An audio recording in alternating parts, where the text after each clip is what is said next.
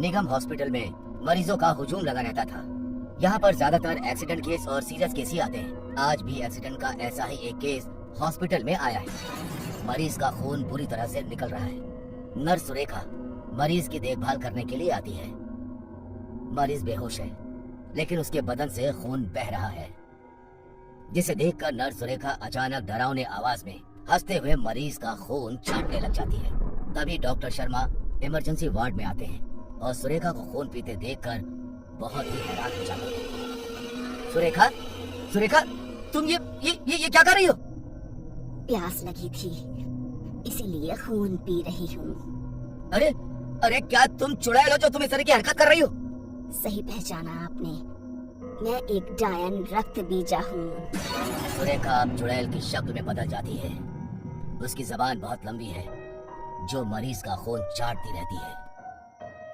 Doctor Sharma Surekha को चुड़ैल के रूप में देखकर बहुत डर जाते हैं। डॉक्टर शर्मा वहाँ से रुखसत हो जाते हैं। चुड़ैल रक्त बीजा अपनी जुबान को लंबा करते हुए डॉक्टर शर्मा की गर्दन पकड़ लेती है।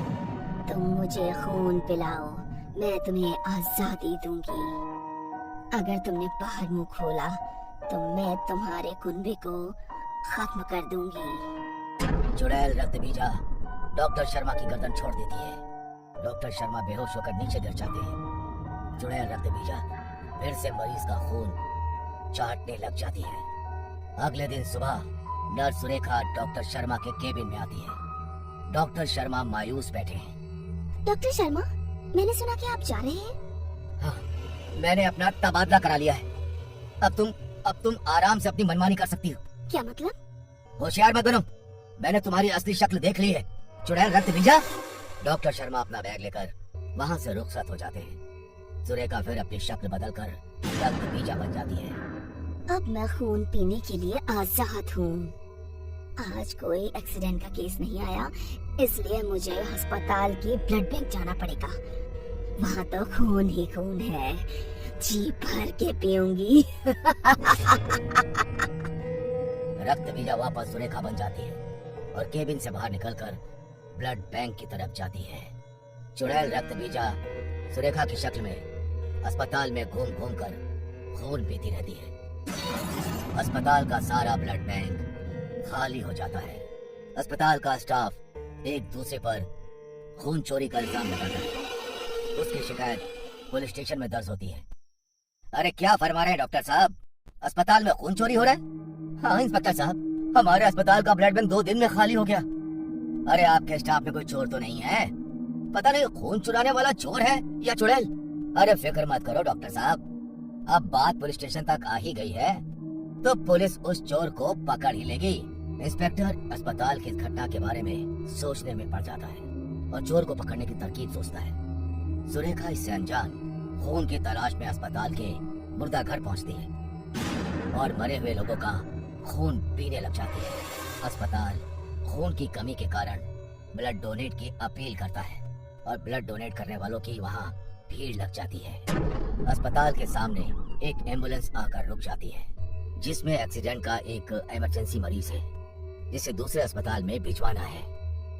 मरीज एम्बुलेंस में लेटा हुआ है। मरीज के साथ सुरेखा को भेजा जाता है। सुरेखा एम्बुलेंस में आकर बैठ जाती है और मरीज को देखकर चौंक जाती है। मरीज डॉक्टर शर्मा है जो बेहोश पड़े। एम्बुलेंस तेजी से दौड़ने लग जाती है। अरे ये तो डॉक्टर शर्मा है, ये तो बड़े अच्छे इंसान हैं। इनका एक्सीडेंट कैसे हो गया? एम्बुलेंस में ब्लड की एक बोतल रखी है, जिसे देखकर सुरेखा खुश हो जाती है। वो अपनी शक्ल बदलकर चुड़ैल रक्त बीजा बन जाती है। खून की शीशी, वाह डॉक्टर शर्मा, मेरा काम हो गया। एम्बुलेंस एक आश्रम में आकर रुक जाती है। इंस्पेक्टर जो एम्बुलेंस चला रहा था पीछे आकर एम्बुलेंस का दरवाजा खोल देता है। डॉक्टर शर्मा खून की बोतल लेकर नीचे उतरते हैं। उस बोतल में चुड़ैल रक्त बीजा बंद है। आश्रम के बाबा एम्बुलेंस के पास आ जाते हैं। देखिए इंस्पेक्टर साहब, वो चुड़ैल रक्त बीजा इस बोतल के अंदर है। अरे वाह डॉक्टर शर्मा, आपने बड़ी हिम्मत से हमारी योजना को कामयाब बनाया है। दुरुस्त फरमाया आपने। आप दोनों ने अपना काम कर दिया, अब तो मेरा काम बाकी है। ये बोतल मुझे दीजिए। बाबा डॉक्टर शर्मा से बोतल लेकर उस पर कुछ मंत्र पढ़ जाते हैं और उसका ढक्कन खोल देते हैं। बोतल से चुड़ैल रक्त बीजा बाहर निकल आती है। बाबा चुड़ैल पर मंत्र पढ़कर फूंक देते हैं। चुड़ैल उस मंत्र में कैद हो जाती है और चीखने लग जाती है। डॉक्टर शर्मा, ये दुश्मनी महंगी पड़ेगी। हम तुम्हारा खून पी जाएंगे और तुम्हारे कुनबे को भी मार देंगे। तुमने बहुत लोगों का खून पिया है, अब तुम्हारे मरने का समय आ गया है चुड़ैल रक्त बीजा। अरे बाबा जी, इस चुड़ैल से नर्स सुरेखा को छुड़वा दीजिए, नहीं तो वो मर जाएगी। बाबा एक बार फिर मंत्र पढ़कर चुड़ैल पर फूंक देते हैं। चुड़ैल के बदन से सुरेखा अलग हो जाती है। अब सुरेखा पहले की तरह ही हो जाती है। बाबा जी, इस टायर ने हमारा जीना हराम कर दिया था। मेरे जैसी सब्जी खाने वाली औरत को खून पीने वाली रक्त बीजा बना दिया था। इसे जलाकर खत्म कर दीजिए। सही कहा, चुड़ैल रक्त बीजा की जिंदगी अब थोड़े ही पलों में खत्म हो जाएगी।